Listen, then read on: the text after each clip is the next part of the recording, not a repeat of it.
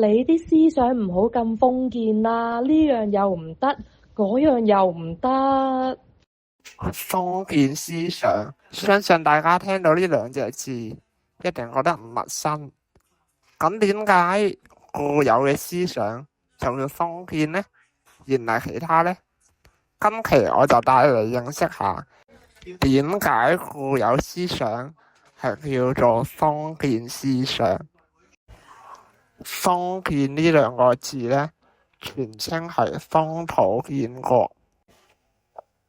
大約喺3000年前，周武王打敗商朝最後一個君主紂王之後呢，將西周自己嘅土地分俾一啲嘅宗室同埋啲嘅功臣，等佢哋自己喺呢啲嘅土地入邊呢，建立自己嘅國家。而呢啲國家呢，就好似周朝嘅附屬國咁樣。呢個制度呢，就叫做封建制度。久而久之呢，封建呢兩個字呢，喺而家呢，就會被泛指為保守啦，思想唔創新啦，所以呢，呢個就係封建思想嘅由嚟啦。